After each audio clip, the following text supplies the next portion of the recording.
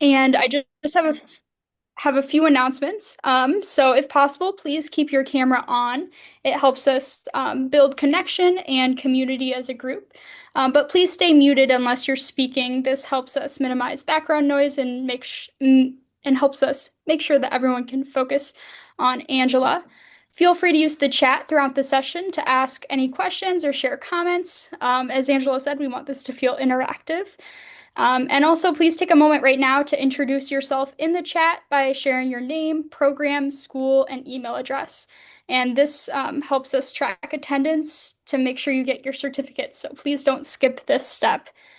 A little bit about the training structure for those who are new or a refresher for our returners. This is a 6-hour professional development session offered across 3 sessions.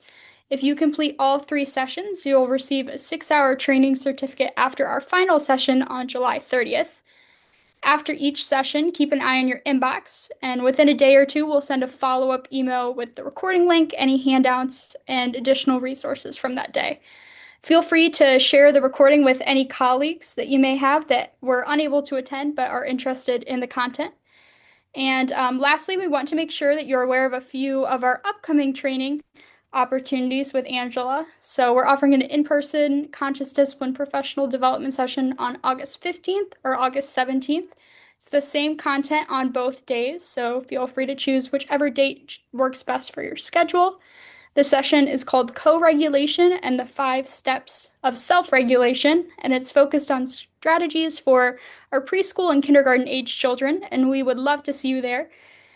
And also, please mark your calendars for our summer fling on July 28th. This is a celebration with food, fun, friends, and swag, and a chance to celebrate everything we've accomplished in year 1 of this initiative and to kick off year 2.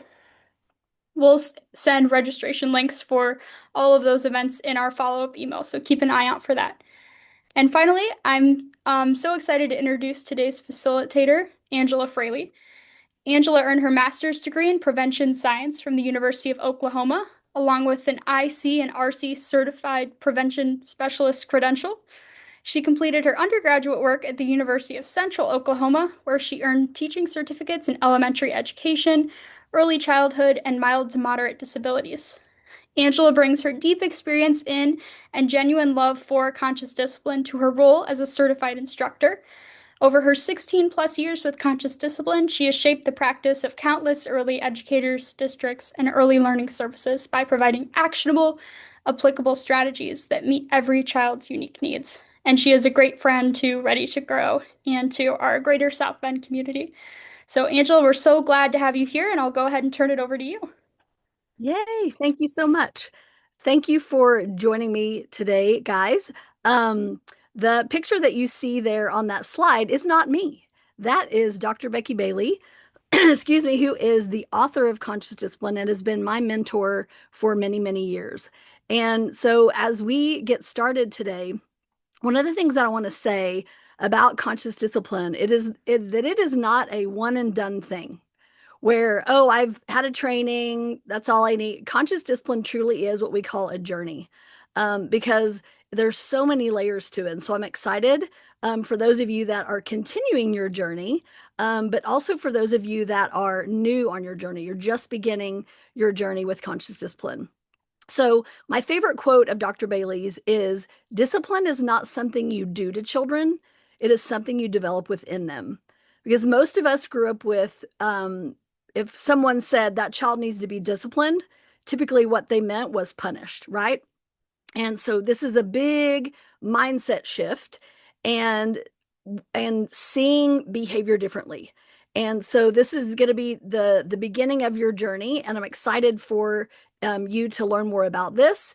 So I'm going to do kind of like a little brief introduction of what conscious discipline is, kind of the big picture.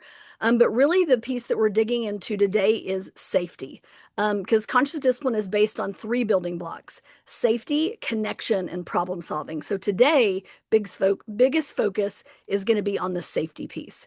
So one of the things that we also practice in conscious discipline is what we call a brain smart start, to get ourselves in an optimal learning state so we can take in information.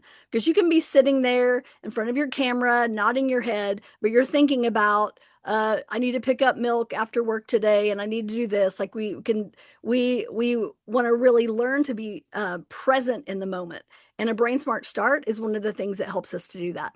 So a Brain Smart Start is composed of four different ingredients. The first one being an activity to unite, which says that we're in it together, an activity to disengage stress so that we're able to feel safe, an activity to connect so we can cooperate, and an activity to commit so that we can be responsible.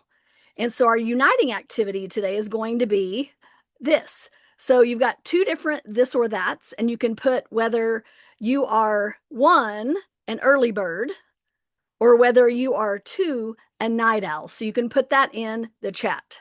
Are you one, an early bird, or two, a night owl? Got a lot of mix of those.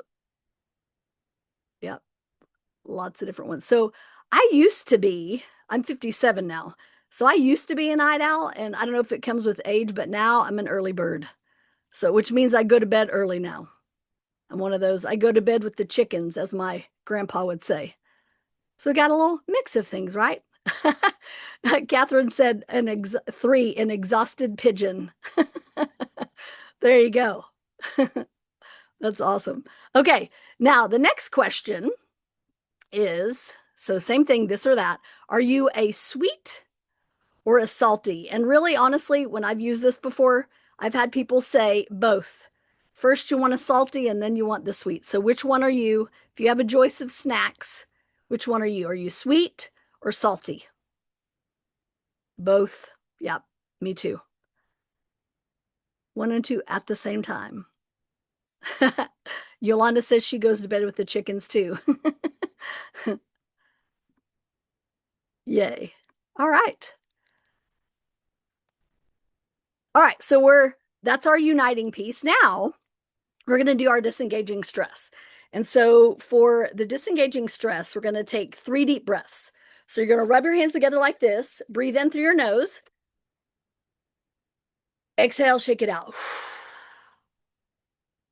Deep breath in, exhale out. And last one, breathe in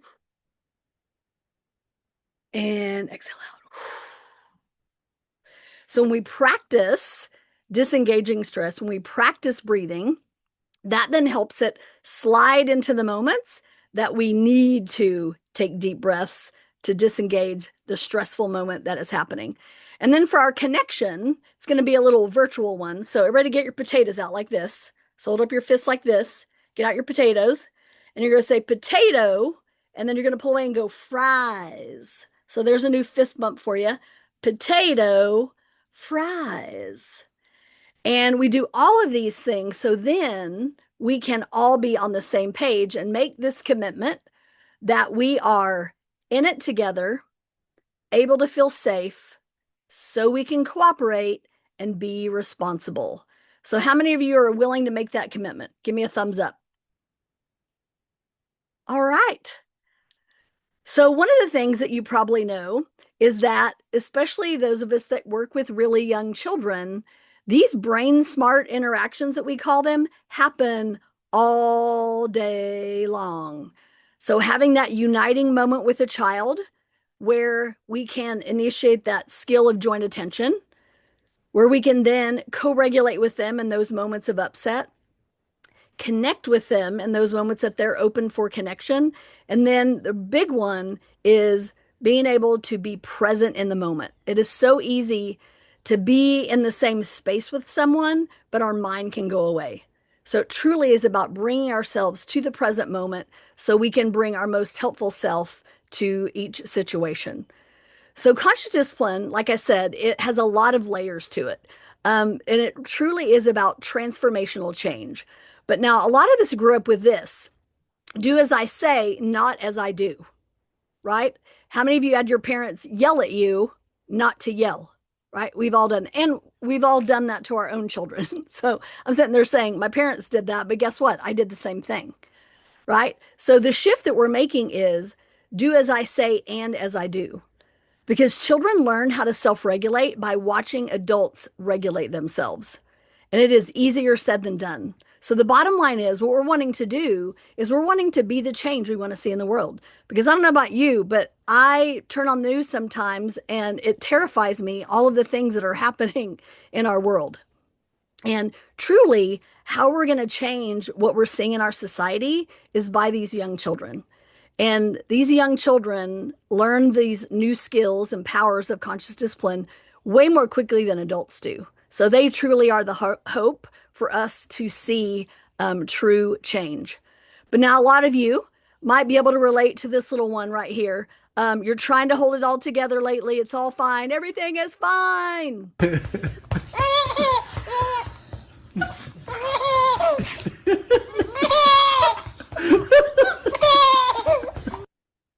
Everybody relate to that? I'm fine. Yes, everything is fine. And honestly, we all grew up with that. In upset moments, what did people say to us? You're fine.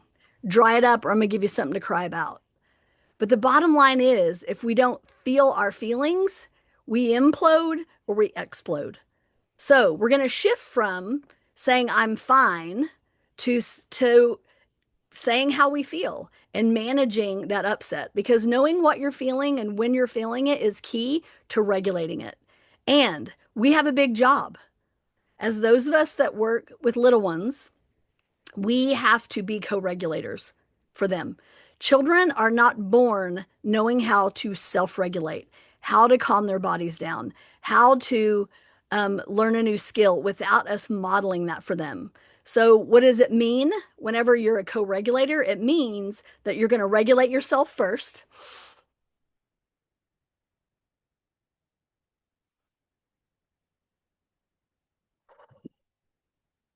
You're going to slow down your clacker so that you can co regulate with the child. Now, what a lot of us have done and have experienced growing up is people telling us to breathe, telling us to calm down instead of calming with us. And that's the difference of conscious discipline.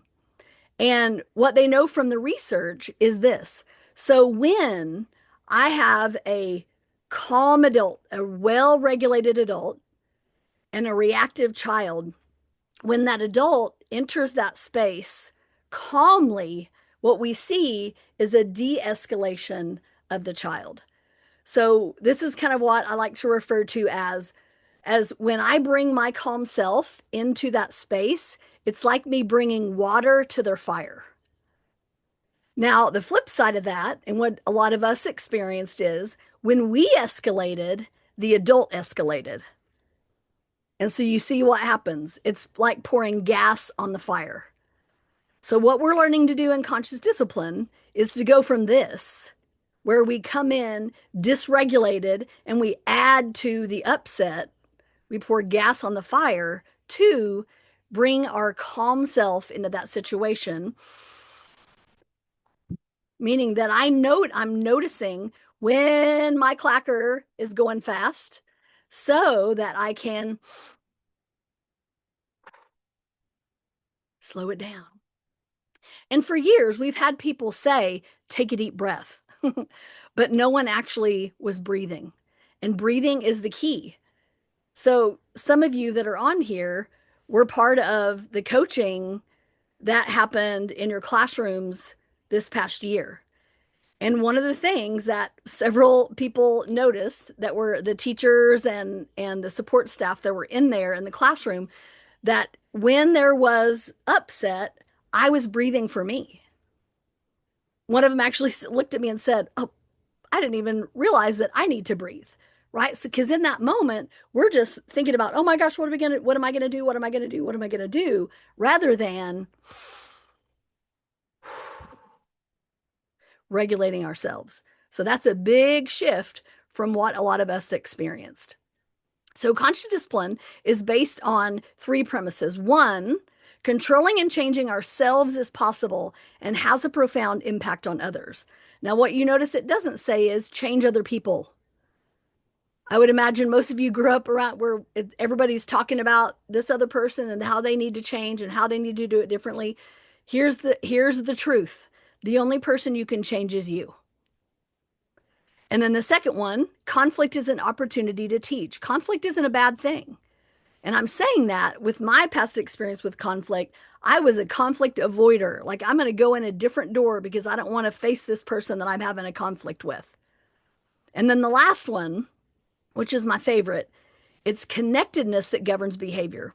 It's not punishment, it's not rewards, it is the relationship that governs behavior.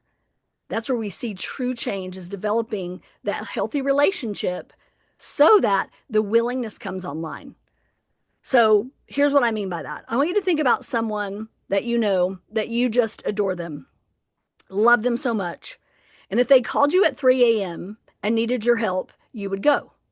Everybody think of somebody like that? Okay. Now I want you to think of someone that you're not so fond of, or maybe that you kind of dislike a little bit. And if they called you, you may not answer the phone. The difference in the willingness has to do with the relationship. So when we have difficult children, when we have difficult adults, it's about creating that connection because connection is what changes behavior.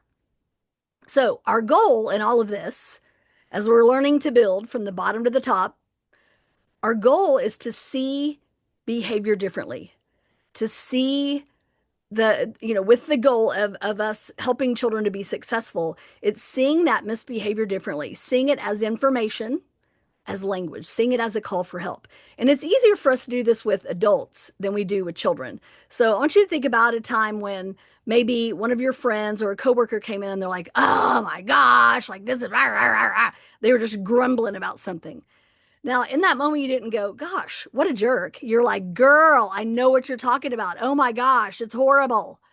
We all have those moments that we're not our most helpful self. And so the change that we're seeing here, the shift that we're seeing here is we're seeing all behavior as information, we're seeing all behavior as language.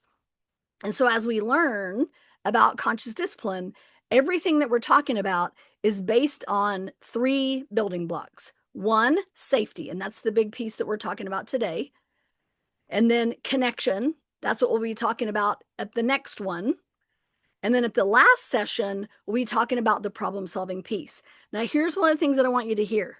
You're getting 2 hours for each of the sections.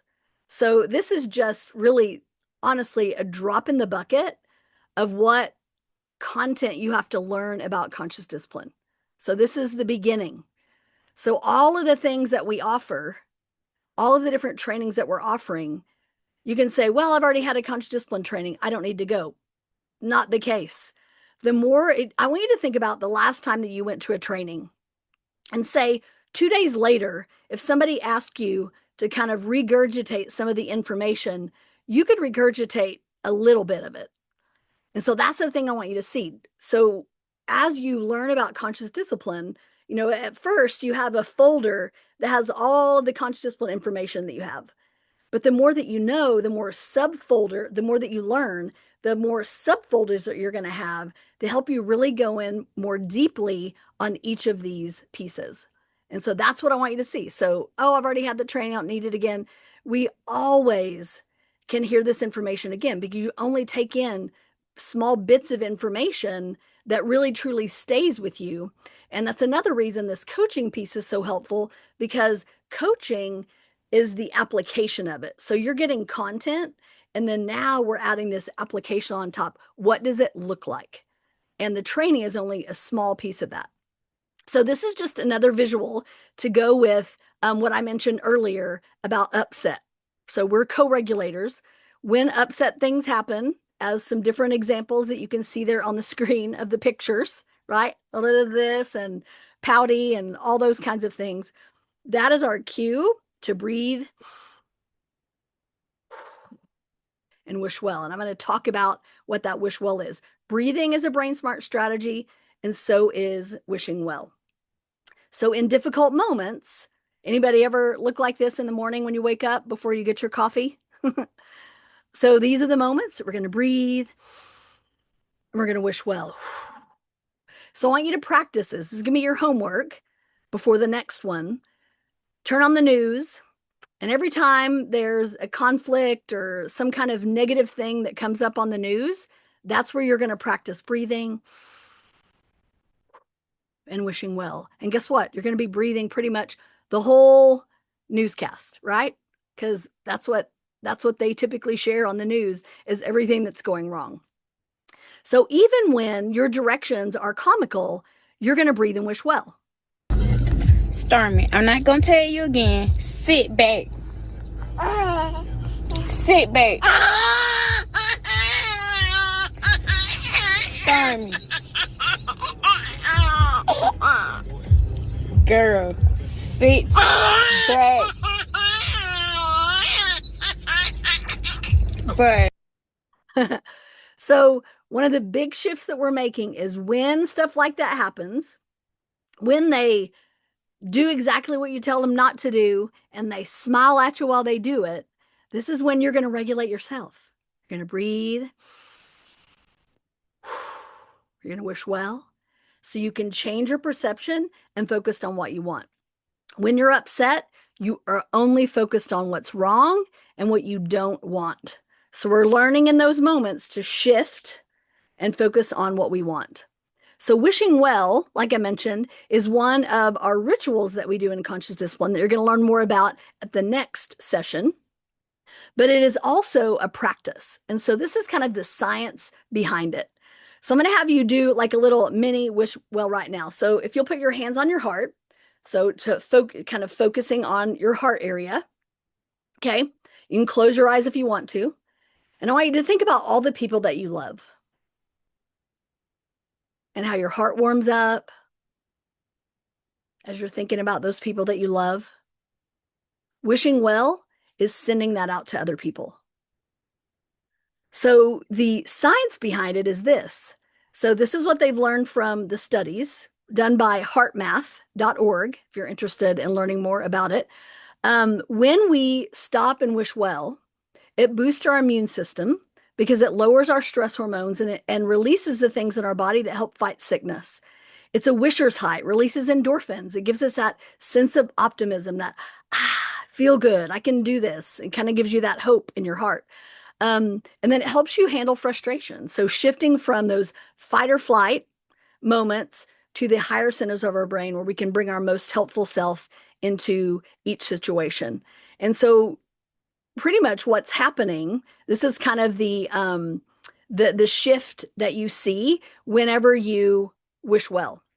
So if you'll notice on the top where it says frustration, how erratic that energy is.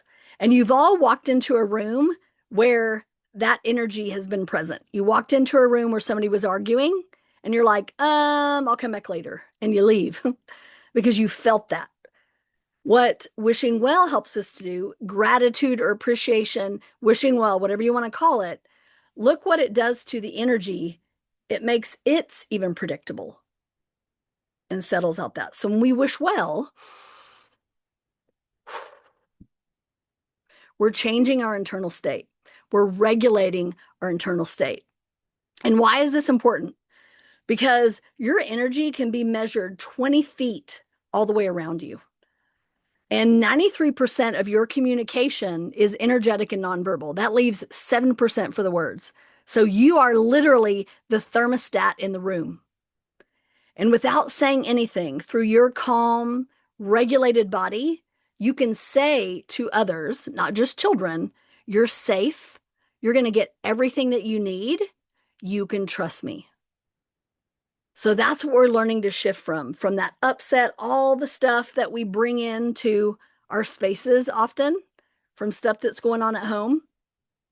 And we're regulating that so we can bring our most calm self into that situation.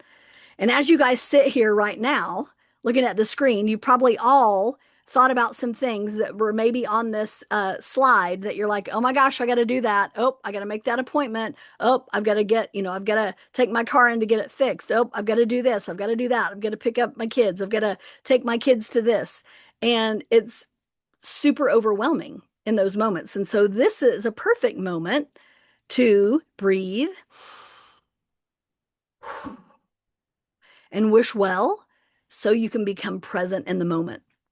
So another way that I want you to think about that is, so when you come into work and there's all this stuff coming at you 100 different directions, and you've got all these things at home maybe that are going on, and some stressors that you got in your personal life too, when they pop into your head, we're not going to say, "Oh my gosh, I can't think about that, Ryan. I can't do that right now." What you're going to do is you're going to put it on your mental wish well board. You're going to take a deep breath. You're going to wish it well, and you're going to put it on that mental wish well board. So maybe you have a sick family member at home, or maybe your bank account needs to be wished well. Mine does too. So add my bank account to yours in that wish well. So this truly is a practice. And some of you that have already been implementing in your classroom that wish well ritual, I'm going to talk about this next time when we come back. But wishing well is truly a practice that we're going to do. So our ultimate goal in conscious discipline is we're wanting to create a safe, connected, problem-solving environment. And the way that we do that is through what we call the school family and through the powers and the skills of conscious discipline. So, like I mentioned, we're going to be doing the safety piece first. And the two powers and skills that are involved in the safety piece are the ones that you see there at the top. The power of perception, which is the skill of composure, and then the power of attention, which is the skill of assertiveness. And then the rest of them we'll do on the connection and then also on the problem solving piece.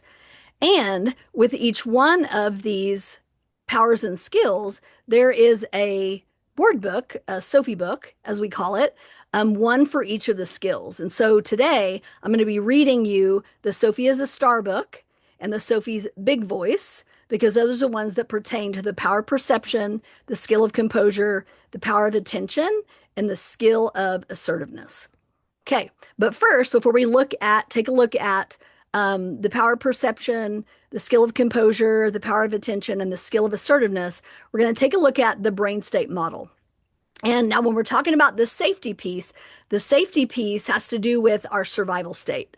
So we've got a survival state, an emotional state, an executive state. Now, the brain always works together as a whole, but this model was created to help us really understand the different states that we're going to see as we're interacting with other people, recognizing when I'm in my survival state, my emotional state, and my executive state, and then also being able to recognize that with other people so that I can regulate myself first and then be that person that other person needs in that situation. So our ultimate goal is wiring the brain for personal responsibility. So taking responsibility for our actions and our thoughts and our feelings and all of those things. So in our survival state, we tend to physically act out our emotions or we shut down. So how many of you have seen someone physically act out or shut down? Right? We've all seen that. And we've all done that as well. The emotional state, we tend to verbally lash out, right? Or exclude others, as we're social exclusion and all those kinds of things. You're not coming to my birthday party. Those kinds of things come out. And then where we want to operate from, for the most part, is the executive state. And here we have the tendency to complain, but we're regulated so that we can then solve the problem.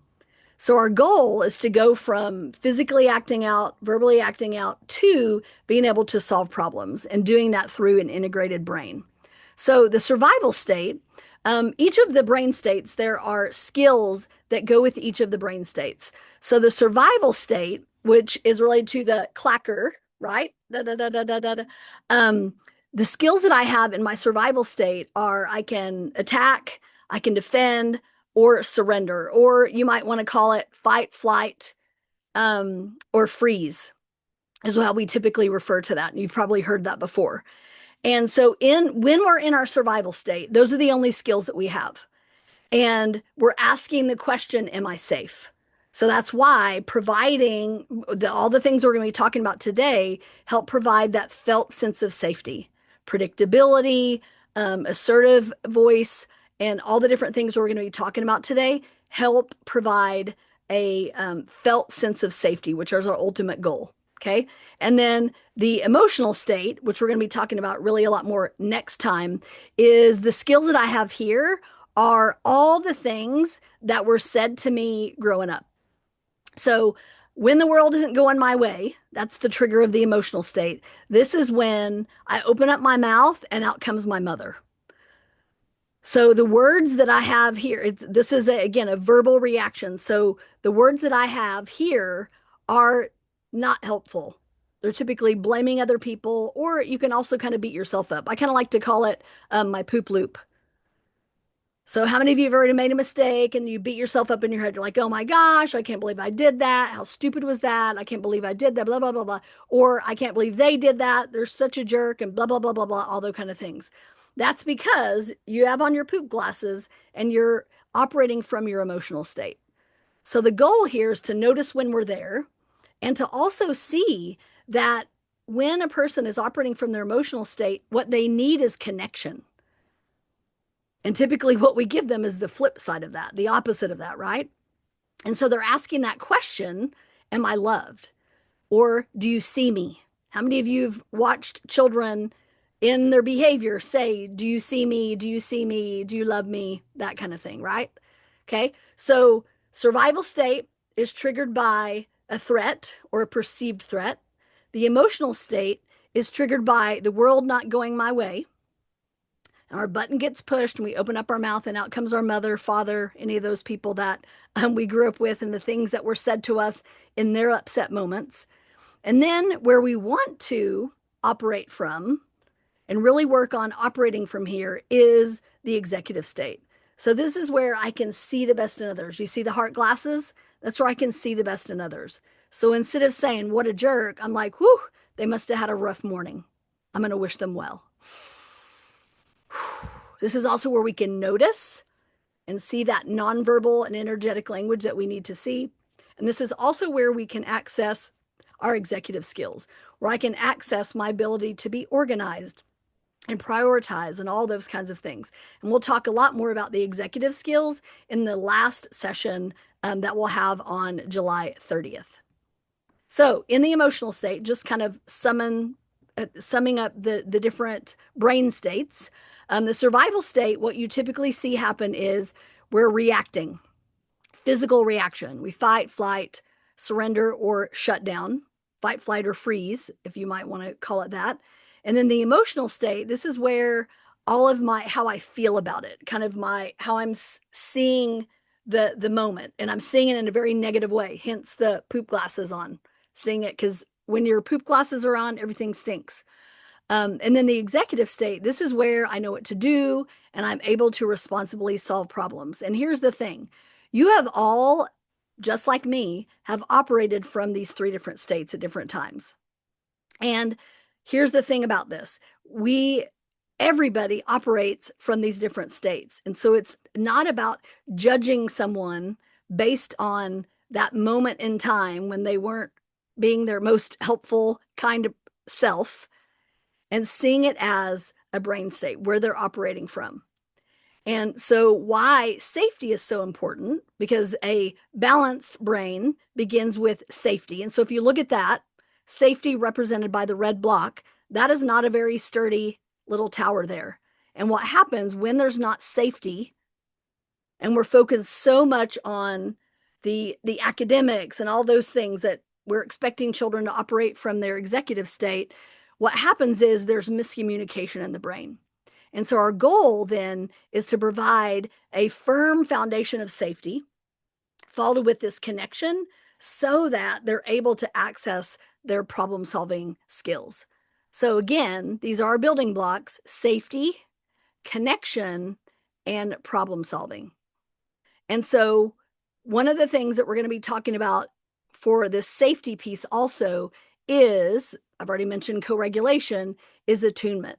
And attunement, very simply put, is attunement is being noticing and paying attention to the other person's nonverbal and energetic language. So not just what they say. And also being attuned with your internal state as well. So one of the examples that I always like to give is, have you ever had someone ask you to do something and that you said yes with your mouth, but no with your face. An attuned person would notice the look on your face and say, so you said yes, but your face is saying no. That's what attunement is. We're paying attention to those facial expressions, the body language, so that we can get the whole picture. It's not just about the words that we say. And the next time we'll be talking about is connected to the connection piece is creating secure attachments. And we'll be talking about that.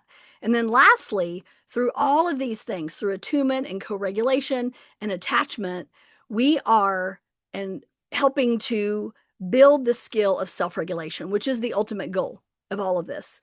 Self-regulation is the most important skill for anyone to have, not just children, adults too.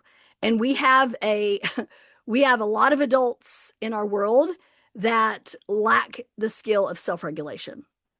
Would you agree? Yeah.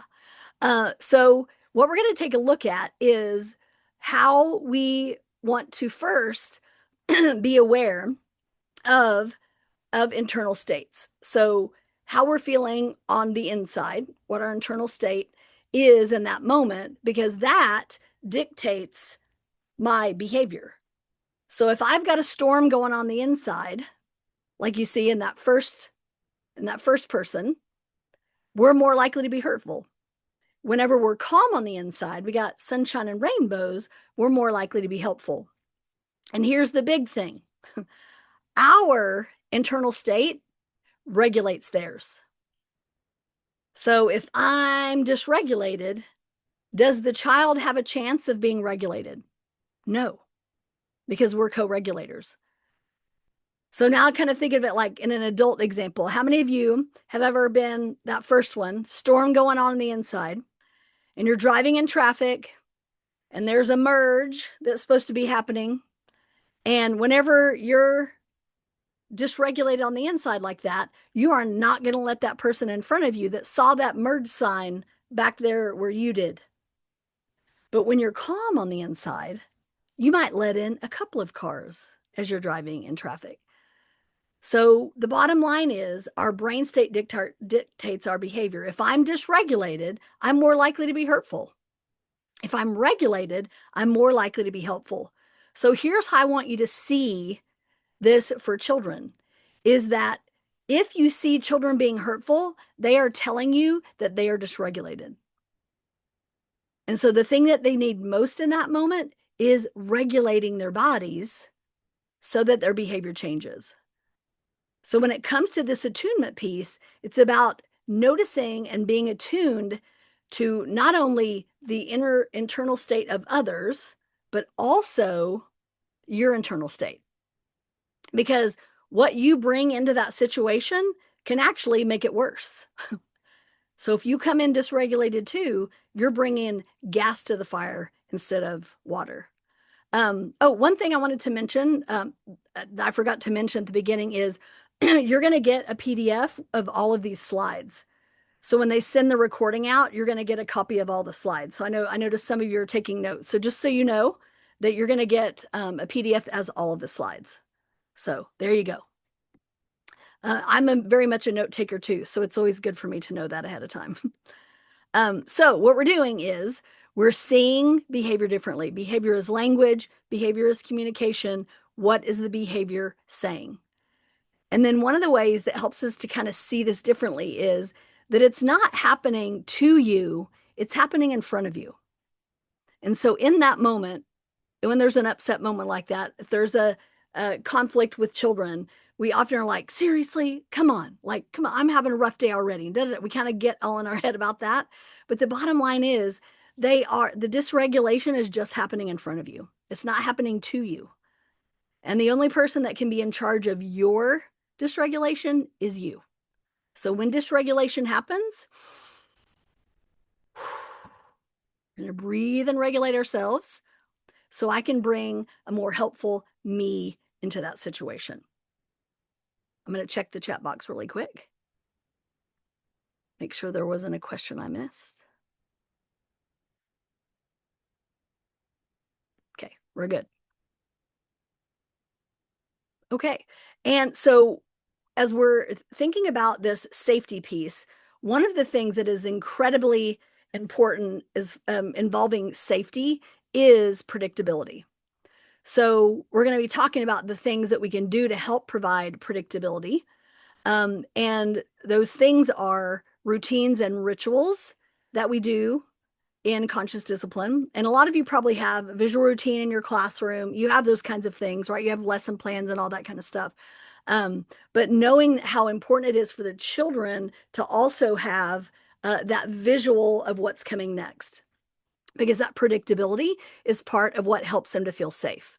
Now, like I said before, the rituals piece is in the connection part, and that's what we'll be talking about during the next one. But these routines and rituals all help provide safety as well as opportunities for connection. So the two skills that we're going to be looking at today are the skill of composure and the skill of assertiveness. And like I mentioned before, there's a Sophie book for each of them. So I'm going to actually read the Sophie is a Star book first, so you can kind of get an idea of kind of how some of the language goes with conscious discipline. Because that's one of the things that you're kind of going to notice is that we're learning how to say things differently. We're learning how to respond calmly to a child's upset rather than trying to happy them up or distract them from the upset. So here's a perfect example of regulating the child instead of happying them up or distracting them from their upset moment. So mommy just left for the day. Sophie looks out the window and her mouth is turned down and there's a tear in her eye. Sophie feels sad. Daddy sees the frown on Sophie's face. Your face is going like this. You seem sad. You were hoping Mommy would stay with you. I'll keep you safe while Mommy is gone. You can handle it. Let's take a deep star breath to calm down. So now they're going to be a star, which is smile. Take a deep breath in through our noses like we're smelling a flower. And then relax as we blow the air out of our mouths like we're blowing out a birthday candle. Daddy says, let's do it again. Ready, set, go. They smile, take a deep breath, and relax. One more time. Ready, set, go. Smile, take a deep breath, and relax. Sophie feels better. She builds with her blocks until Mommy comes home. So now I want to kind of give you a contrast of what sometimes we tend to do in a child's upset moment. So Dad worked on co-regulating with Sophie rather than saying, hey, let's get out the sensory table. Let's da da da da da. Let's do this. And oh, guess what we're going to do when Mom gets home? So doing some of that kind of trying to distract them or happy them up from that upset moment is what we tend to do. And so through all of these things that we're talking about, these are the things that we're learning. So this is probably my favorite page of these board books that I just read the first one to you in. So these are the parent notes at the end. So really kind of what are you learning in this book? So this is a great way to share this with parents. So say you have a parent night and you use the Sophie book, use the pages up on, can put them on slides so you can read them to the parents and then showing them what they're actually learning through just reading this book. So practice star breathing with your child when you're both calm. So you can't teach a child to breathe when they're upset. You've got to do it in moments of calm so that in that moment, because you've practiced it a lot, it becomes an automatic thing that they do. When you take a breath, they take a breath. During upset, take 3 deep belly breaths to turn off the fight or flight response in both you and your child. STAR is a belly breathing technique. So it's that smile, take a deep breath, and relax. A belly breath is one where your stomach goes out on the inhale and in on the exhale. So you exhale slowly and longer than your inhale. Then you relax your shoulders, face, and body. So we're actually going to practice that now. So put your hands on your belly. Okay. Now, when you take a deep breath in, Yes, your lungs fill up, but your belly should also go out as well. I mean, nobody likes their belly to go out, but this is what helps to when our belly moves out and in, it actually stimulates the vagus nerve in our body, which sends the message to our body, you're safe. Okay, so when you take a deep breath, your belly's going to go out. So I want you to push it out when you take that big breath. Here we go. Deep breath in, belly out. Chest fills up. Now exhale. Do that 2 more times. Breathe in, belly goes out. And exhale. Last one, belly goes out. Exhale. Now relax your shoulders, your jaw, and your eyes. So this disengaging stress is truly a practice that we want to do for ourselves so it becomes an automatic thing. So when we hear an upset child cry, our first instinct is to take a deep breath. When your child is upset, first upload calm for yourself by taking a deep breath. And then say, your face is going like this. And then they look at you, and then you take another breath. And when they make that eye contact with you, that's the moment where you can literally download your calm. Just like you can make eye contact with somebody who's who is feeling sad and they cry, and as soon as you make eye contact with them as they're crying, you feel how they're feeling. The same thing goes for if you feel calm and they're making eye contact with you, they feel that same calm and experience that same calm with you. So there you go. That is the Sophie is a star. So, like I said, composure, Sophie is a star is connected to the skill of composure, which is also connected to the power of perception. And the power of perception says no one can make you angry without your permission.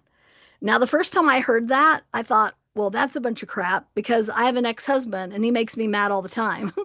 But the bottom line is he can trigger my anger, but I'm the one that's in charge of whether I stay in that anger or not.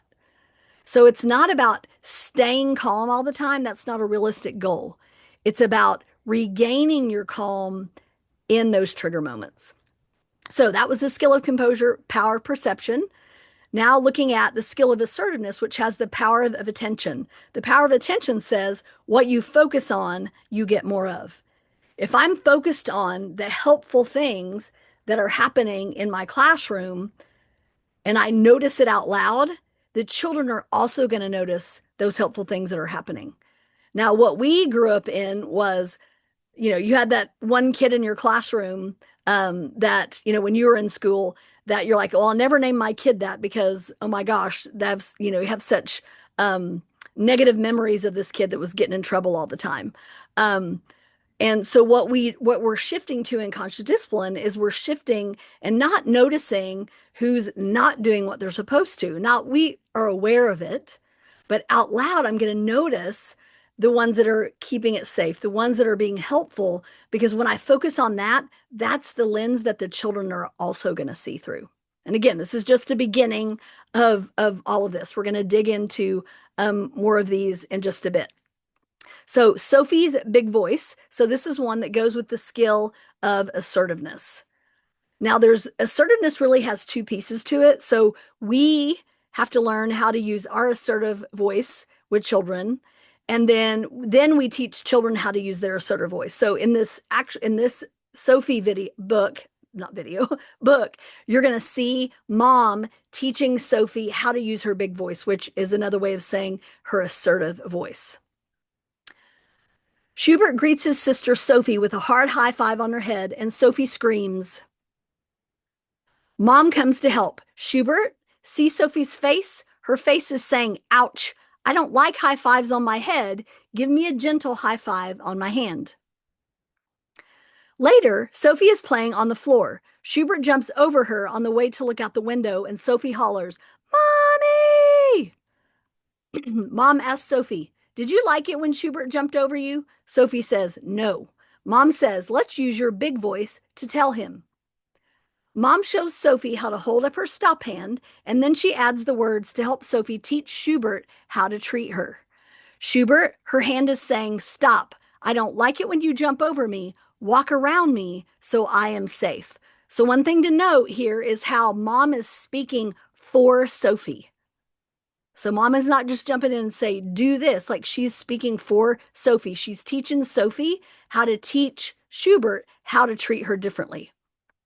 At bedtime, Schubert starts jumping on Sophie's bed. Sophie holds up her stop hand and screams, "Stop, stop, stop." Mom comes to help. "Sophie, hold up your stop hand. Now match your voice to mine and tell Schubert, 'Stop. I don't like it when you jump on my bed.'"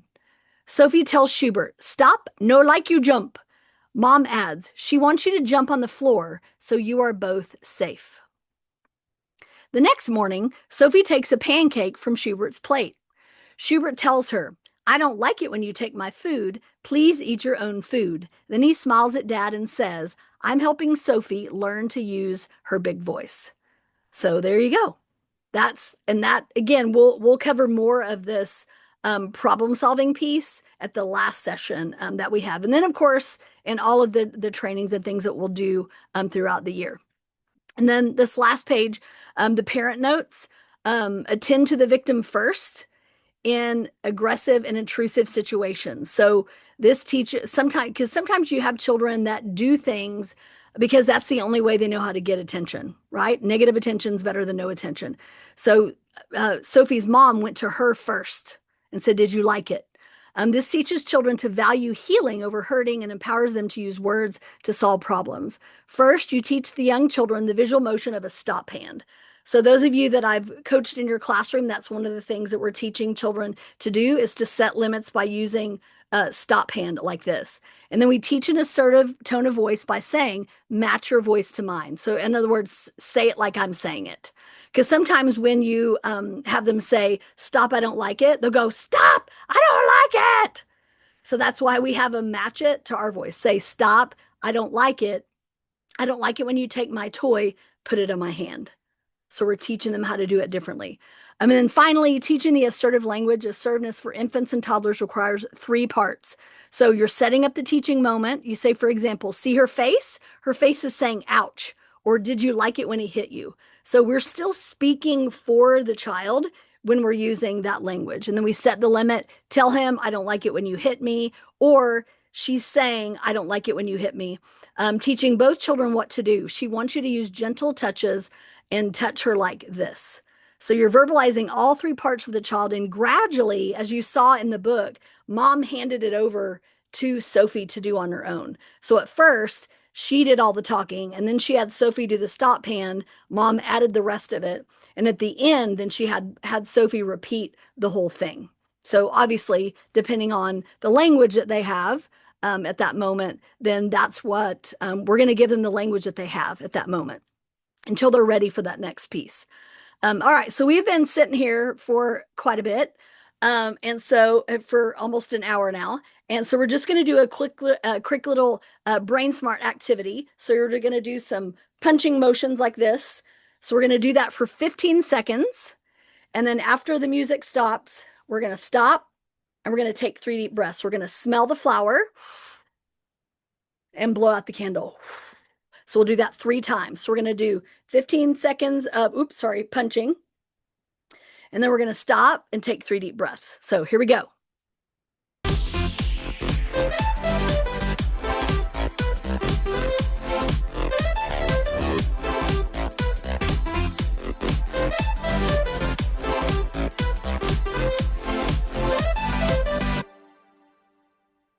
Right now, we're going to stop. We're going to smell the flower, blow out the candle. Remember, on the inhale, your belly's going to go out. Smell the flower. Exhale. And one more, smell the flower, belly goes out. And exhale. And just for fun, in honor of my home in Oklahoma, I didn't mention that earlier. I live in Tulsa, Oklahoma. So I'm on I'm actually on Central Time now, while you guys are on Eastern time. And so we're going to do a little 3 tornado wrangler breaths in honor of, as I like to call him, Glenn Powell is my movie husband, just so you know. And I'm willing to share if anyone else wants to have him as their movie husband as well. So here's how a tornado wrangler breath goes. You're going to breathe in, swirl up, and then exhale the debris. So we're going to do 3 of those. Here we go. Breathe in.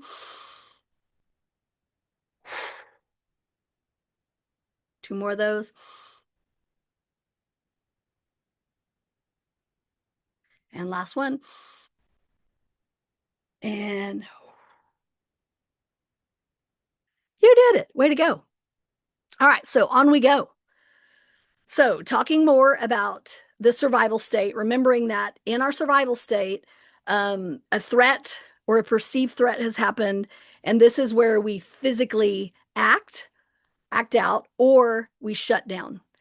And so the things that we typically see in the survival state are physical aggression. So hitting, kicking, pushing, biting. You see tantrums, screaming, headbanging, withdrawing, runaway, hiding, shut down, daydreaming in a world of their own. And one thing to remember here is that this is unconscious.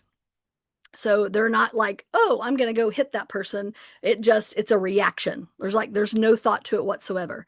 And the question that they're asking, or they're letting us know that they don't feel safe. Like, am I safe? Am I safe? Am I safe? So we typically see in these moments, it's very much self-defense reactions that we see. So the things that we're talking about today to do with safety, as you see there at the bottom, where you have to see the acronym NARCS, is noticing, assertiveness, which you just got an example of that in the Sophie book, routines, so visual routines, composure, and then the safe place and the safe keeper. So one thing to keep in mind is that in the survival state, we're born with their survival state online, ready to go. And that's the only skills they have at this young age. So when you have kiddos that are doing things like this,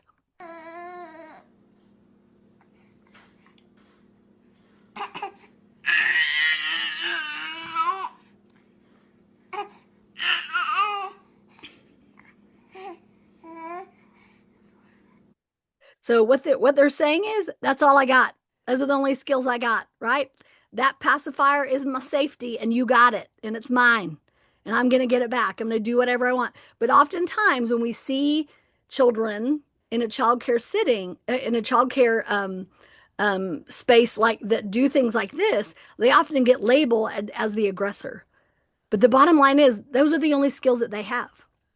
And in order for their behavior to change, that's where co-regulation with us comes into play, where I'm breathing so that I can go from dysregulated to regulated. So all of you have heard me at the beginning talk about how our clacker is what we're wanting to regulate when we're dysregulated. So we're talking about our heart rate, right? And so here's the thing. We have some children that are born with an over-aroused clacker. A lot of times it can be if they had a difficult birth, those kinds of things like that. And then, or you have some that come in and they're like this, right? So that the flip side of that. But our goal is an optimal learning state. So nice and regulated, just like that. So they're calm and ready to learn. But what we see a lot is this kind of behavior. And so I want you to think about this. Instead of going, oh, these are the challenging kids, these are the hard kids, we're going to say these are the dysregulated kids. And our goal is to regulate them.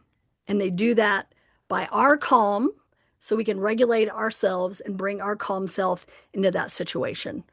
So the clacker that you see, the example that, the little clackers, really is representing our autonomic nervous system. And so kind of like the examples I was giving, right, of over aroused and under aroused. And it really kind of is what we're learning to do is to regulate this autonomic nervous system. And so I kind of want you to think about it like this. So the sympathetic nervous system, not that you have to remember these things, I just want you to think about the gas pedal and the brake pedal.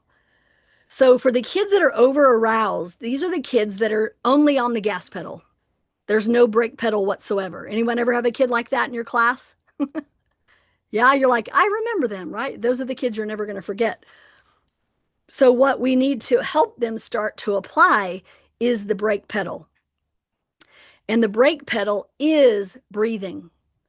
So when you do a movement activity in your classroom, you're helping to press the gas pedal for them. So what needs to follow every movement activity is breathing, because otherwise you're giving them a gas pedal and no brake pedal. So our parasympathetic system communicates with what's going on internally. And then our sympathetic system is communicating with what's happening out here. And this is where we typically see the fight or flight. And the problem is we have a lot of people that are stuck in this fight or flight in those moments. So our ultimate goal here is to know that you have a brake pedal and how to use it. This is Dr. Bailey's video. She has a interesting sense of humor. So obviously he needs to have a brake pedal, right? Or we're going to crash. So noticing the moments that we're dysregulated so that we can breathe. So very simply put, being aware of when we're dysregulated so that we can regulate it with our brake pedal, which is breathing. And so in our environments, in our daily lives, whenever we feel safe, as you see over there on the left, that's when I'm open for business. I'm going to be able to connect with other people and have a relationship. But when we're experiencing the environment as danger or life threatening, what we see is fight or flight and shutdown. So another way of thinking about danger is the stress, that immobilization or the shutdown is trauma. And we know that we work with a lot of adults and children that have experienced trauma. So it truly is about noticing when this dysregulation happens so that we can regulate the autonomic nervous system. So, how many of you have ever said something to someone else with only your face? Someone said something and you looked at them and you're like, right? So, the thing to know about this safety piece is that your face matters. If your face says you're not safe, that's the message that they're going to get. So whenever we're dysregulated, even though we can say, oh, I'm fine, I'm totally fine, I'm totally fine, but we're dysregulated on the inside, they know that. Kids are very attuned to that. So part of this breathing and regulating myself is managing my face, my tone of voice, my body language, because all of that, remember, 93% of your communication is energetic and nonverbal. So it's regulating ourselves so that we can regulate what we're putting out there, the things that we're saying with our face, with our body. And so this survival state, and for those of you that have the Conscious Discipline book, there's summaries of each of the brain states, and the survival state is actually on page 38. So if you do have the Conscious Discipline book, if not, no worries, you're getting all of these slides, so you'll have all the information. But here's the thing I want you to kind of see. So when the person, be it an adult or a child, is asking the question, am I safe? If the answer is yes, then we see a regulated person. They're going to be open for business, ready to connect. But if the answer is no, that's where we're going to see the survival state tools activated. So when children are hitting and running and jumping and spitting and kicking and all the things that they're doing, they're telling you, I'm not feeling safe. Which sounds kind of crazy because we're looking at their behavior going, I'm not feeling safe either. And so again, that's why the importance of regulating yourself, getting down low on their level, breathing for you, so you can say with your 93% of your communication, you're safe. Without saying any words, your body language, your face, your tone, your facial expressions can all say you're safe. Now, why is this important for us to notice this and to provide safety? Because when caregiving is safe, our window of tolerance is bigger. So everybody go like this, put your hands like this, big and wide. So whenever you're regulated, you can handle a lot of stuff, right? You can handle all the behaviors that come in the door. But when you're dysregulated, there's much less that you can handle. That same behavior from the day before is the same behavior today, but your reaction to it is different because of your internal state. So learning to manage that safety, learning to regulate ourselves and manage our own window of tolerance is going to help us do that for the children and help grow their window of tolerance, because that's the ultimate goal. You're going to have kids that come in and one little drop in the bucket and boom, they lose it. So we're learning through conscious discipline and breathing and regulating to grow their window of tolerance so they can handle more. And there are so many kiddos that I can think of right now. And for, confidentiality purposes, I can't say their names, but kiddos that I can think of that we saw a huge change in their behavior. They were able to handle so much more because we focused on regulating their internal state. Now, some of you might know some adults like this, that their window of tolerance is like this all the time, or the majority of the time. So again, it's that same thing. What do we do with adults? We're going to do the same thing. We're going to breathe. We're going to wish them well. And then we're going to help them regulate. Because yes, you can be a co-regulator for another adult too, so that their window of tolerance can grow. So providing safety and growing that window of tolerance. So the survival state is a reaction. That's one of the things that I wanted to make sure that you understand. There's no thought to it whatsoever. But often when kids hit or do a survival state behaviors, we often say, why did you do that? And here's the thing. They didn't think about it. Like, it just happens. So the reaction in the survival state is just that, a reaction, a response to the body not feeling safe. So here's an example of the survival state.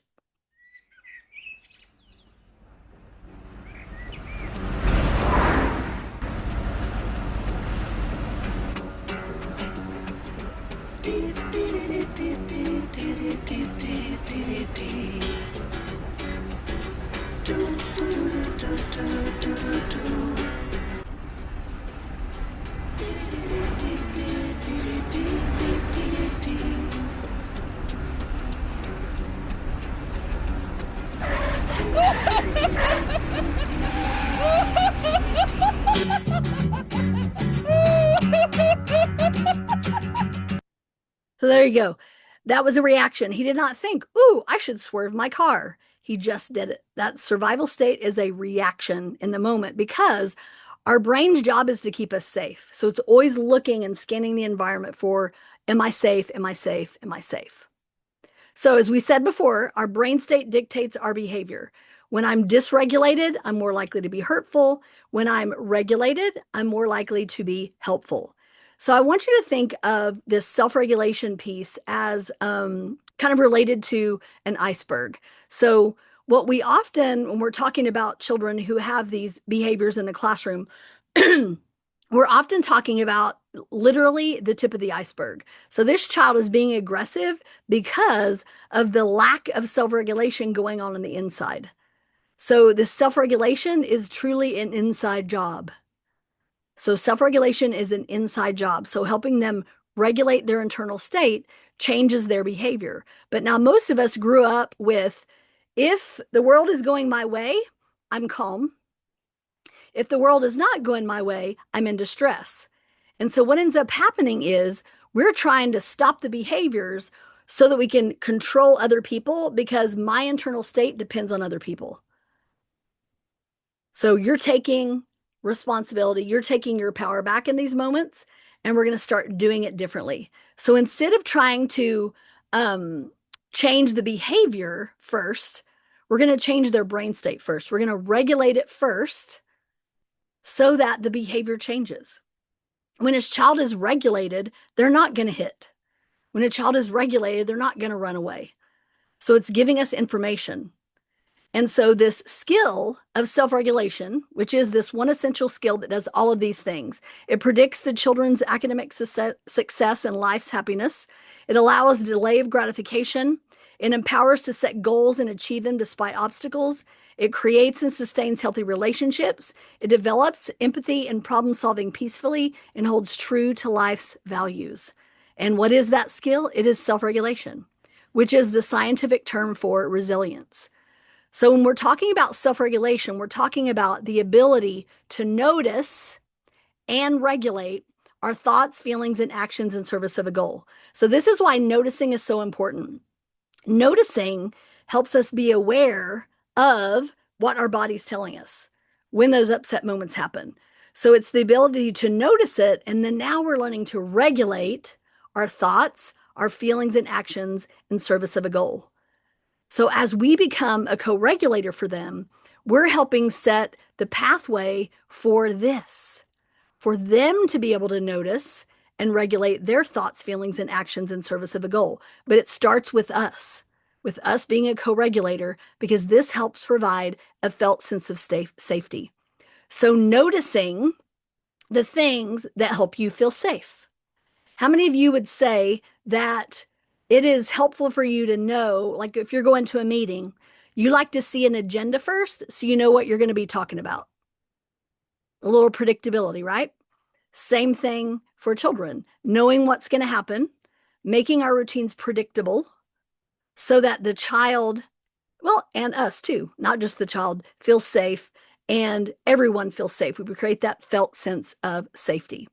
So composure and the power of perception is what helps us to do this. So the things that we're going to be talking about when it comes to safety, composure, and assertiveness is we already did our Brain Smart Start today, but we're also going to be talking about the safekeeper and the safe place. But the thing that I want you to hear mostly about the safe place is that you are the safe place. If you're calm and regulated, you can be a safe place anywhere you are, right? It's your job to keep them safe, and it's their job to help keep it safe. So this skill of composure helps us see those obnoxious, unwanted, unacceptable behaviors have no power. They're not in charge of me. I'm in charge of me. Most of us grew up with going, oh my gosh, they're driving me crazy and you're driving me crazy and you're on my last nerve and that kind of thing. But composure says, I'm in charge of my internal state. And so when dysregulation happens, when we crash, when things happen, and we've all had those moments, I've got to learn how to regulate myself first so that I can model that for the children in my care that are also experiencing those same upset moments that we have had in the past. And so in these moments, what we're doing is we're learning to shift from the lower centers of the brain to the higher centers of the brain. So learning to override the reaction to fight, flight, or shut down to how do I feel about this? How can I do this? And so I can get to the executive state and be able to problem solve. So it's moving through my physical reactions, my verbal reactions, so that I can access my brilliance in my executive state.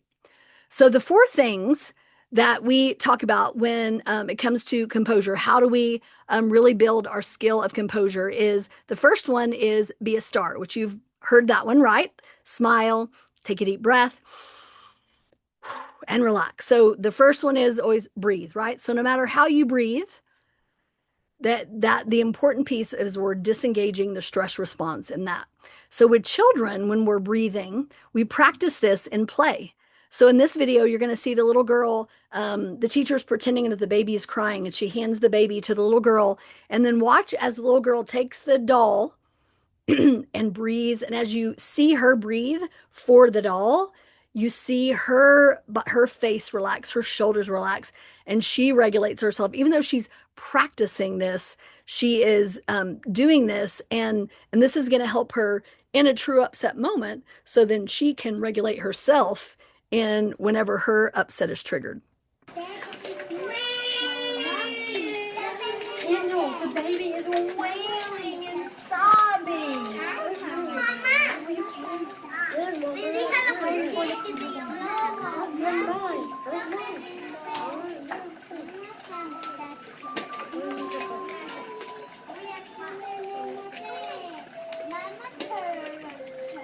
Mama And you could see her belly going in and out as she was taking a deep breath. So practicing is what we want to do before it can slide into actual upset moments. So this was in an early Head Start classroom, excuse me, in Oklahoma City. And I offered both the little girl and the little boy to come over and breathe with me. And we were doing smell the flower and shh, as you see the little visual there on the slide. And even though the little boy didn't join us, notice where his finger is. So I was touching my nose like that with the little girl. And as he was watching us, he was doing it too. So this is the important of, the mirror neurons in the brain help us watch someone and we do the same thing. So this is kind of back to that do as I say, and as I do. What we do, the children will do the same thing.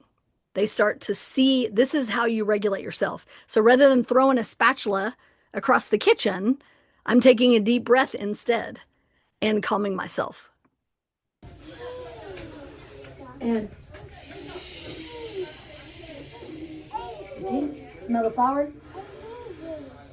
And one more time, smell the flower.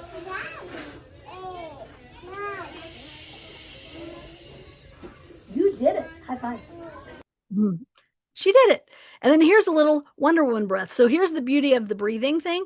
You're going to make up all different kinds of ways to do this, right? Because kids love, you're going to, do practice breathing every day, but change it up, add a little variety to it. And so this was one of my friend's little girls, and she is doing a Wonder Woman breath. We're going to breathe like Wonder Woman. Ready? Go. Good job. One more time. You got one more? Awesome. There you go. This is my granddaughter, Maisie, when she was 9 months old. And so for those of you that work with infants, your breathing practice is going to be you holding them and breathing. Now in this video, as I'm holding her, I'm touching her nose on my inhale and then And one of the things I noticed as she's gotten older, she's 6 now, is that in her upset moments and I start breathing, like she looks at me like she remembers that. And so all of these things, even though she's not breathing with me right here, her little brain is taking all of this in, what it looks like, what it feels like, what it sounds like.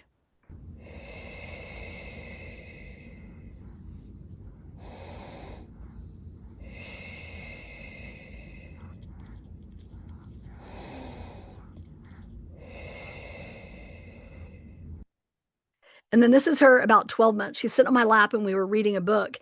And one of the things that you'll see and you've probably even noticed this before, when you tell a child to take a breath, they typically go, they do kind of like some weird thing like that for some reason. I don't know why, but they do. And so that's what you're going to see her do first. But as soon as she makes eye contact with me, so remember the mirror neurons kick in when she's making eye contact with me, and then watch her breathe in through her nose. So with the little ones, we're really focused on inhaling through the nose because they tend to do the last thing that we do. So when I go, she would go. So we really want to focus on the in through the nose piece first with the little ones.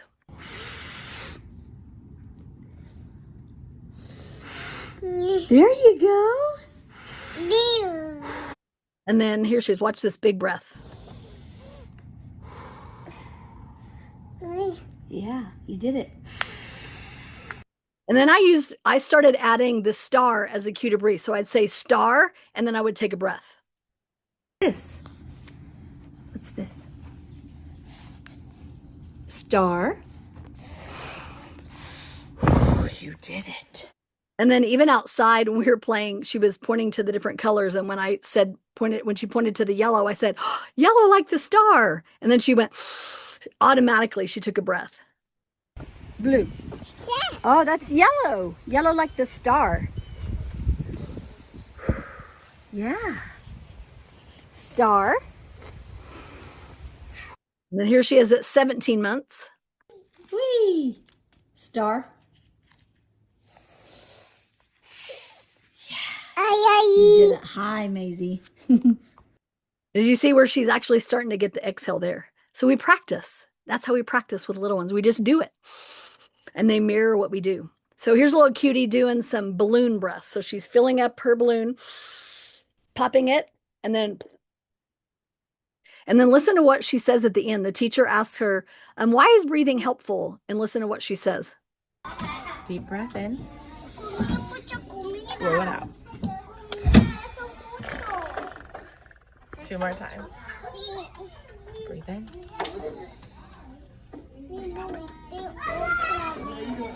One more time. Breathe. Breathe out. Why is breathing so helpful? Because it slows your heart down. Ooh.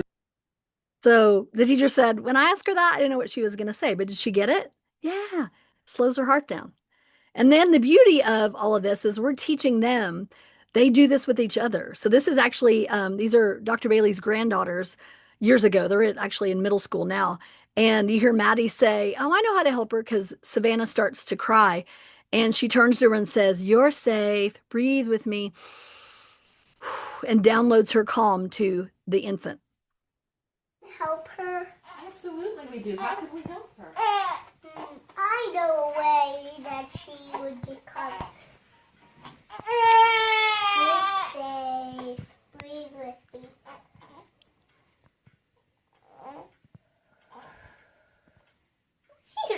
So there you go. You're going to create these new little assistant teachers in your classroom when you're teaching the kids how to breathe. So just for fun, this is my Matt Maisie, the one that you just saw the videos of as a little toddler. So we're going to do an 80s rocker breath. This was one that she made up. This was they had 80s week at they had a spirit week, and this was the 80s day. And so this is so everybody get your rocker fingers up, and you're going to take a deep breath, and then you're going to go 2 more of those. And last one. So you're going to make up lots of different ways to breathe. So the first piece of composure was be a star or breathe. And now we're going to talk about taking back our power. So what that means is we're shifting from this don't make me come in there, don't make me come over there, to I'm going to language. So when we are, our goal is to provide safety, I've got to do that by regulating myself first. And so if I come in and my language is threatening and aggressive, then I'm putting them in charge of me. And so we're shifting from this make me language to I'm going to language of responsibility. So instead of saying, don't make me pull this car over, which you've probably had your parents say to you, or maybe you've even said it, right? I may or may not have said that a time or two in my life. And we're shifting to this. So say it with me. I'm going to pull the car over until the seatbelts are fastened and everyone is safe. Instead of saying, go to your room, I don't want to look at you anymore, we're going to say, I'm going to take a few deep breaths and calm myself, and then I will talk to you. So we're shifting from what we don't want to what we do want and bring our most helpful self into each situation. So when we're doing this, we're shifting from they made me angry to they triggered my anger. So one of the things that we'll explore more in depth when I do the in-person trainings in August is we're going to be talking about managing our own triggers, because that's part of self-regulation. And if I can't manage my triggers, I can't help a child manage their triggers when things don't go their way. And the thing about our triggers are when we're stressed and someone pushes our button, boom, it's a blow up. So the thing that I want you to see about these trigger moments is that it's an inside job. So the only way that you're going to be able to change your internal state is you notice that you're triggered in the first place and learn to manage that.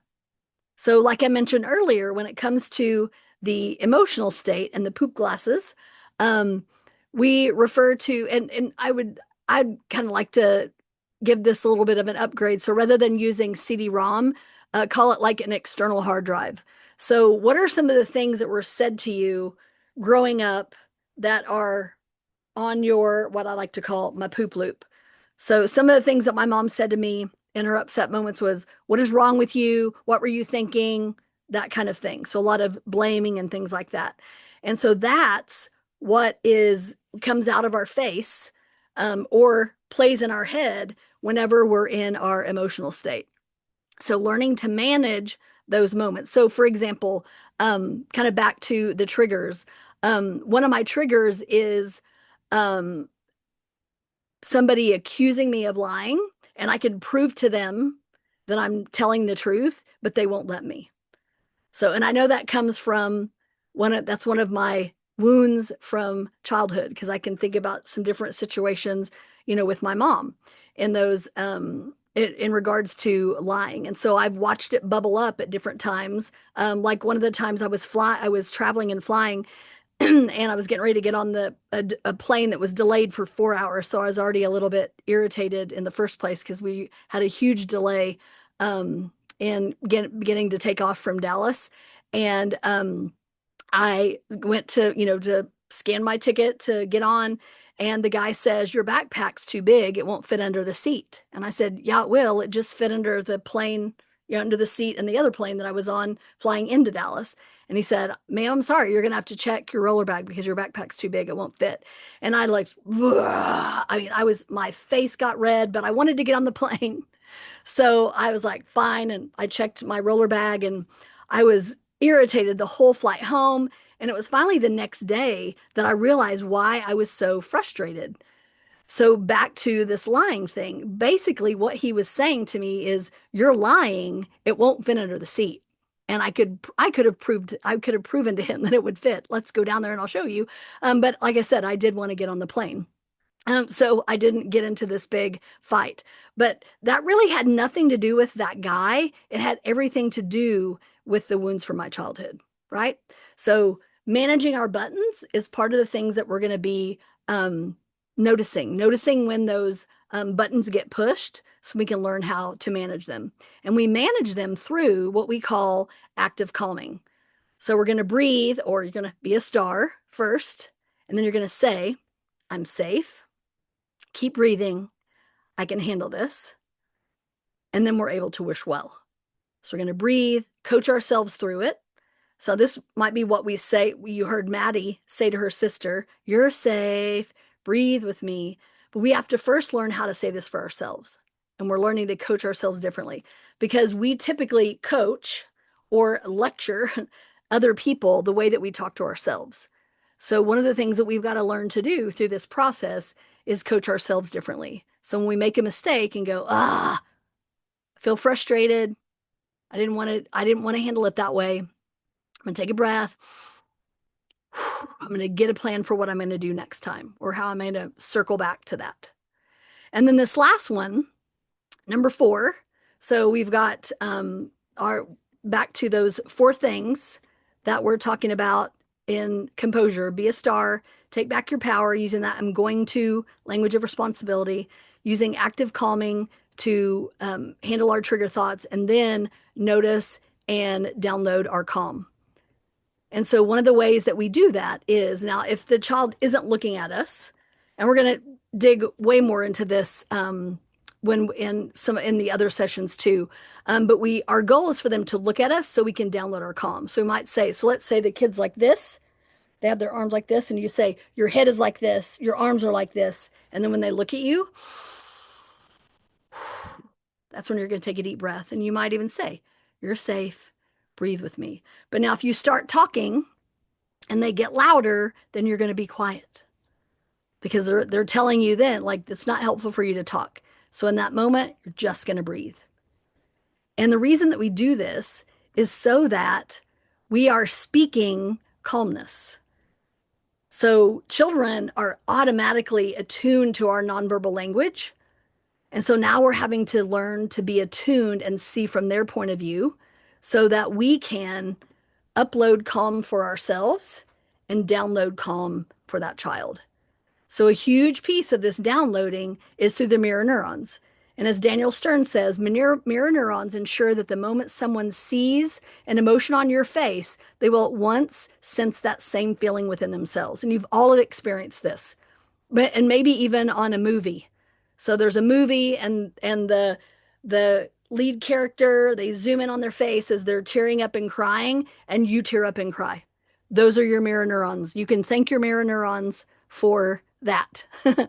So knowing that, also being aware of that, it can also be the flip side of that. So where children are, where we want them to mirror our calm, we can sometimes, as you can see, if you see the teacher that's in the jean jacket, she is the teacher and mom is dropping off.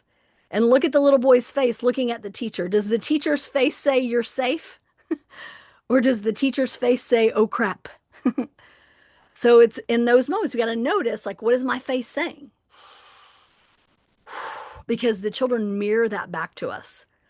And so these mirror neurons are online when they're born. Now, children on the spectrum, typically their mirror neuron system is not functioning at 100%. But typically developing children, this is what you would see even at a very young age, this baby mirroring back the look on dad's face.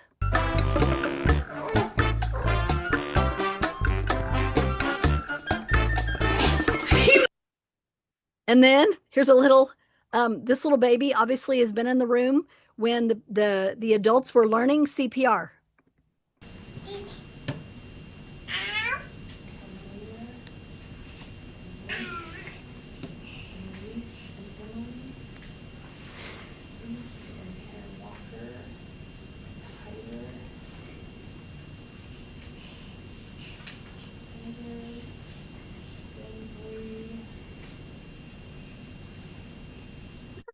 How cute is that? She's definitely been paying attention, hasn't she? So the good news with all of this is, so with this breathing piece, is that if you're breathing for yourself, you are mirroring that for them. So you don't have to sit the kids down the first day and say, I'm a co-regulator. It's my job to help you feel safe, and it's my job to you just do it. And so watch this video. The dad and the little boy are watching, I think it's like a soccer match, and the other team scores. And so initially you see the baby like mirroring what he's seeing on the screen. But then when he looks at dad, like dad is like, oh no, the other team scored a goal. Then you see him then change what he's mirroring. Huh? Oh. Oh, there you go, right? He's like, oh, the wrong team scored, right? Yeah. So as we are traveling through our skills of composure and assertiveness and all these skills, the thing that I want you to remember is ultimately this is our goal of self-regulation, because it provides a shift from I want it, I take it, if I don't get it, I scream, bite, grab, or hit, to I want it, I ask for a turn. If I don't get it, I manage the disappointment. I'm then able to wait for a turn or find something else to do or problem solve. So we do that by lending our adult brain to the child. So there's back to that, your face is going like this, or your hands are like this, and they look at you. Then you're going to breathe.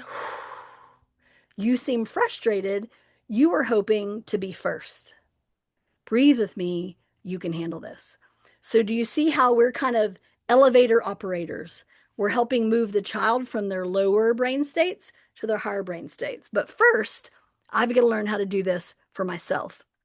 But when I am regulating myself, I can then be a co-regulator with a child.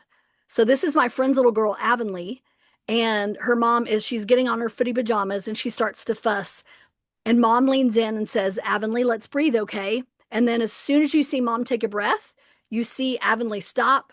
And this is literally, you're going to see when mom takes a deep breath and makes eye contact with Avonlea, you see the download happen. And then Avonlea starts to attempt to breathe with mom. She does she's doing the drain, which is arms out like this. And you squeeze, squeeze, squeeze, and then drain it out.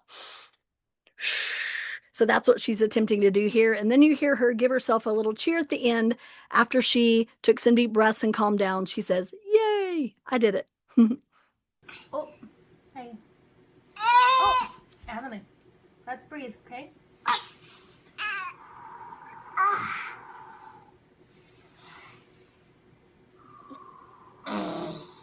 Breathe with me.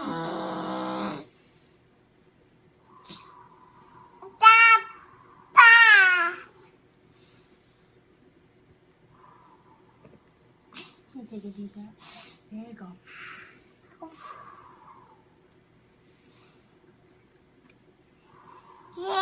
Yeah, you did it. So we're gonna watch just the short. I've clipped it a little bit here, but this is what I want you to see. That when it wasn't when mom said, "Let's breathe," Avonlea, it's when mom actually took a breath that's when the download happened and Avonlea started to breathe. Oh, hey. Oh, Emily. Let's breathe, okay? Right then is when it happened. So just breathe. Don't worry about the words to say, just breathe. Now we have a tendency to word vomit. It's what I like to call it. We word vomit all over the kids rather than breathing for ourselves first. And this can be done at a distance. This was a little guy. They were in the middle of their transition. You're going to hear another kid screaming in the background. And I'm over on the other side of a shelf and I start breathing for me because it was kind of loud in there. And he made eye contact with me. So I really just kind of started to really, help him to notice that I was breathing. And then he starts breathing with me.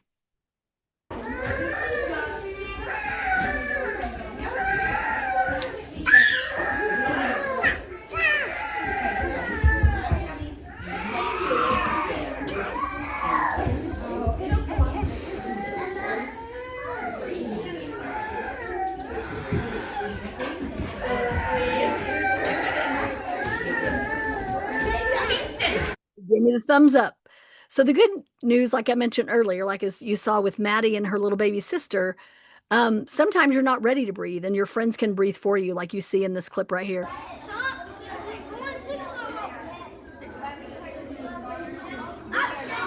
Tensions isn't gonna work.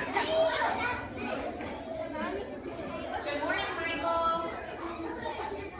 Welcome to class, okay? How do you want to be greeted this morning? There you go. So guess what? You're going to create other little co-regulators as you're doing this with the children in your classroom and doing this with the people that you work with. So providing safety, these are the things that help regulate. Remember the clacker I've been talking about, and we've already talked about most of these. Diaphragmatic breathing or belly breathing, that's just a fancy way of saying belly breathing, because when your belly goes out, your diaphragm moves up and down to expand and make room for your lungs to fill with air. And then downloading and through eye contact through the mirror neurons. Rhythm and organized movement. We did a little bit of that earlier when we were doing the punching, and then we stop and breathe. So movement and then breathing at the end. So not forgetting to press the brake pedal with the breathing, and then predictability through routines. So just experiencing a little bit of this rhythm piece. Brain development actually begins around rhythm in the womb. And so we're going to experience 3 different rhythms, and we're going to do it by using row, row, row your boat. So you're going to sing row, row your boat to 100 beats per minute. And then we're going to slow it down to 80 beats per minute, which is a mother's resting heart rate. And then we're going to slow it way down to 60. So I want you to feel the difference. And sometimes we want to sing songs and things that are slower and calmer because we've got kids that are woo way up here. So slowing things down. I want you to feel the difference. So here we go, 100 beats per minute first. And just, you can sing row, row your boat in your head, or you can sing it out loud, either one.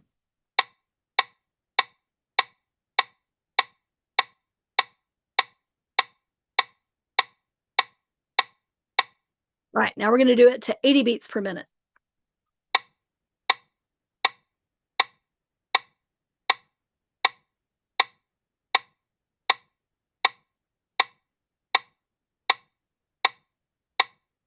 And now slow it way down to 60. I want you to feel the difference with this one.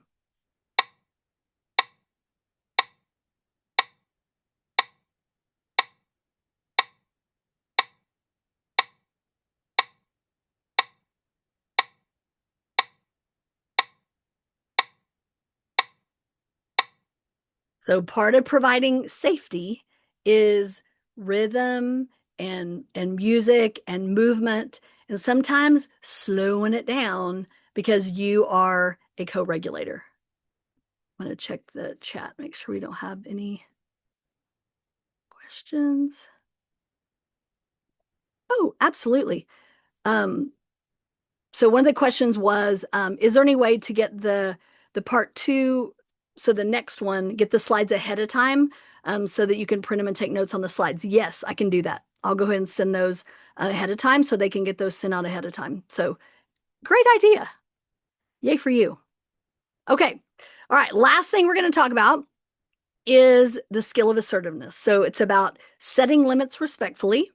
And it goes with the power of attention, like I mentioned earlier, which is what you focus on, you get more of. And one of the ways that we provide, or that something that helps us um, speak assertively, is to have things in pictures. So these visual routines are how kids tell time, but it also helps us be assertive and say the steps using the visuals, because kids think in pictures. And so this is, again, another way that we help provide safety, though. So this predictability through routines. So these visual routines are literally how your children tell time. These younger children tell time. And so it's about mapping things out for them. So, for example, this was a little schedule that I mapped out for a day that I was going to watch my granddaughter, who was about, I think she was about 18 months at the time. And so I was getting there around lunchtime, and I knew that she was going to immediately, when I got there, want to go play outside because that was her favorite thing to do with me. But I also knew that I needed to create a visual to show her that yes, we're going to be going outside, but first we're going to do these other things. So this was the way I kind of mapped out what we were going to do that day. So eat lunch, change your diaper, story time, nap time, change your diaper, and play outside. So that visual there, writing out the steps, then helped me take the pictures.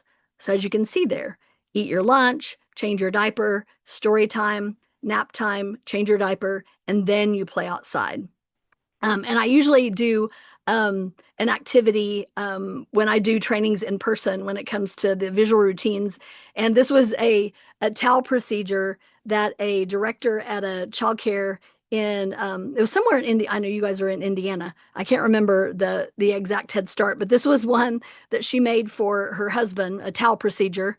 And so the first step is you shower, then you dry off, you stand on the towel, and then you put the towel in the basket. So mapping things out for them. This was one that someone made at one of my trainings using those, the baseball card sheets, cutting it into strips. And then these were just index cards, what he cut in half. And then they wrote the words and then drew the picture. And so the reason that we use these pictures, again, because number one, predictability helps them to feel safe and they think in pictures. So when I add words to the pictures, I'm integrating the nonverbal information and the verbal information. And so as I read the steps, get nap mat from cubby, get blanket from backpack, wait on mat for your turn to choose a good night ritual. That is an assertive voice. It shows and tells them what to do. Instead of saying, are you ready for nap? It's time to get on your nap mat, okay? Which is what we tend to do. A lot of times we make it optional and it's not.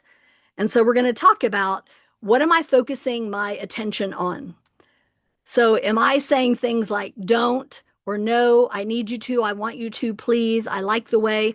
Or are we being very clear about what we're wanting them to do? Because kids think in pictures. So when you say don't run, the picture in their head is run. So if we want them to walk, then it's like walk like this. So we have pictures of what we're wanting, not what we don't want. And so here's just a funny example of kids are very literal and they think in pictures. There it is. Remember, feed your eyes.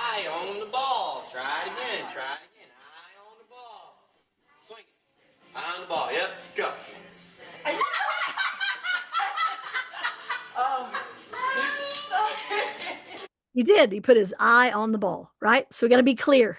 So again, this is why we want to shoot for what you see, the one in the middle, assertive, clear communication. You're sending a nonverbal message of just do it, and you're giving them commands that have usable information. Now, the passive voice kind of sounds like this. Clean up the toys, okay?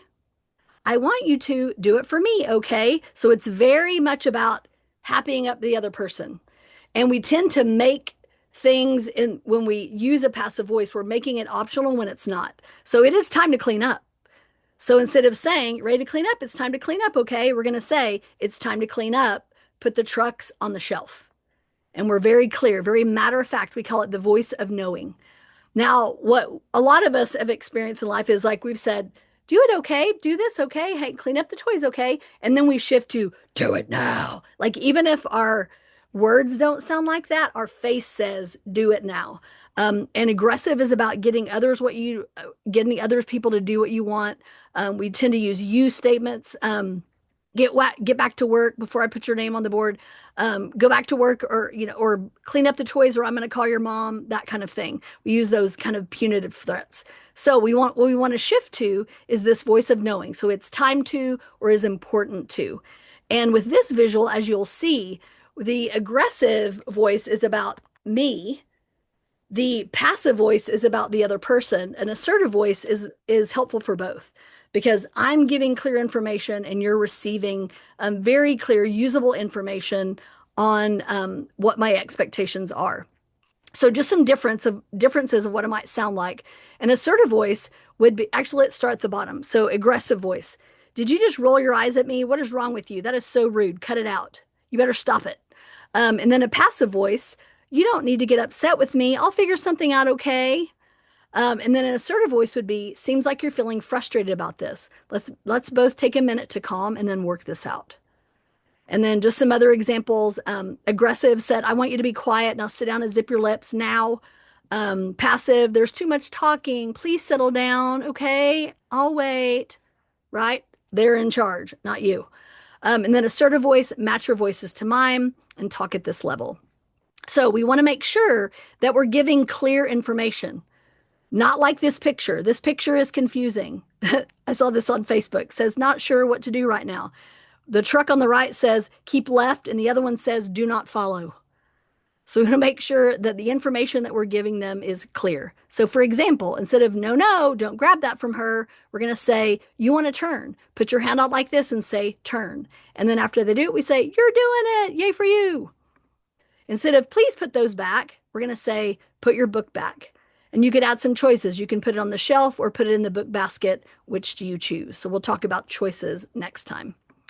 You can't talk to me like that. And then shift to and say instead, take a minute to calm and rethink how you want to respond. I'll be back in a minute after I calm as well. You need to raise your hand. Instead, we're going to say, raise your hand like this if you have a question or a comment. And then, okay, here we go. So shifting from this. So instead of stop, no running, there's no running in the halls. What's our rule about running? Walking feet. We're going to say, Carol, walk like this, walk in the hall just like this, leaving plenty of space for your neighbor so everyone is safe, including you. So as you see in this is color coordinated. You're going to say their name, the verb, and then you're painting the picture. So Carol, walk in the hall, that's your verb, just like this, leaving plenty of space for your neighbor so everyone is safe, including you. So that's painting that picture. So instead of saying, don't throw your trash on the floor, why did you do that? We're going to say, JC, pick up your trash and put it in the trash can. And I know this seems like, well, duh, that's obvious, but I want you to start really paying attention to what you're saying.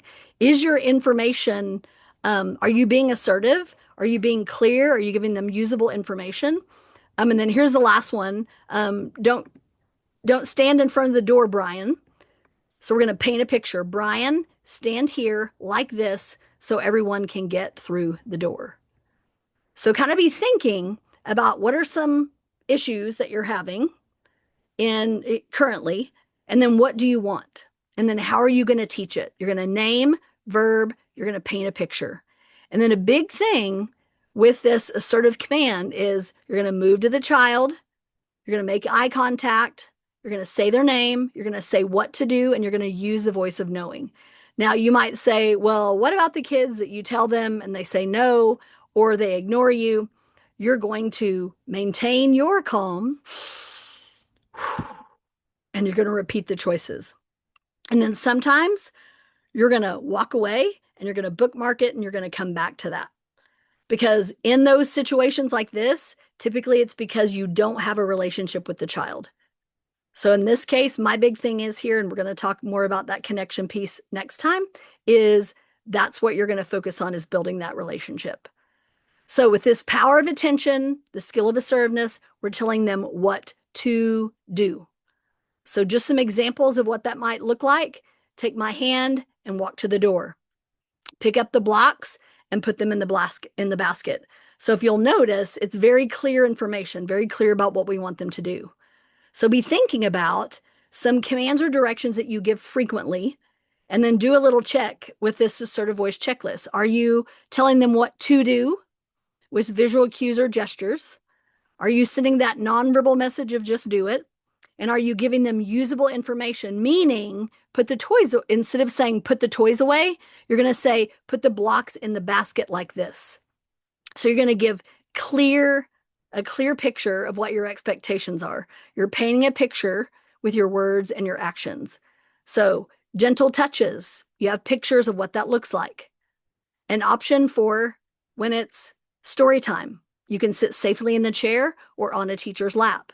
And remember, you are a safekeeper. It's our job to keep them safe, and it's their job to help keep it safe.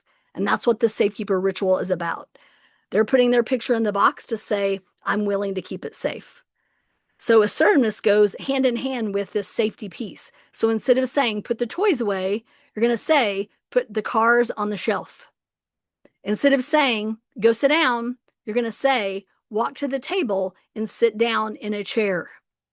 Instead of saying, ask him to share, you're going to give specifics. Put your hand out like this and say, turn, please. Instead of saying, give it back to her, you're going to say, put it in her hand. So we're going to tell them what to do. And we're also going to tell them what we're going to do before we do it. So a lot of you probably remember saying things like, get down from there, you're going to break your neck, or get that out of your mouth, you're going to choke to death, right? We've all heard those kinds of things, or maybe even said those kinds of things. So a change in language that we're going to make is we're going to say, I'm going to help you put your feet on the floor so you are safe, because you're a safekeeper. I'm going to help you take that out of your mouth so you are safe. I'm going to hold your hand so you are safe. I'm going to help you walk safely in the hallway so you are safe. And we've said things like this. Are you ready to take a nap? Are you ready to clean up your center? I need you to put the toys away, okay? This is what we're going to say instead. It is time to take a nap. It is time to clean up your play center. It is time to put the toys on the shelf. So we're focusing on what we want. And then that assertive voice, what we're helping us with our assertive voice, connecting it to the visuals. First, wash your hands, then sit at the table for lunch. So we're using the visuals and the assertive voice hand in hand to help paint a clear picture of what it is that we're asking them to do. And one of the things that you can have access to as we wrap it up for this first session is we have rubrics online that can help you with your progress, like what it looks like, kind of the progression of your developing the skills of conscious discipline. And again, today was just the beginning piece of it. We talked about composure and assertiveness. And so this would be then the rubric for composure. So what it looks like with little or no implementation to fully functional implementation, which is our goal. And again, you can find lots of free stuff on our Conscious Discipline website, and you'll get a copy of all these slides as well.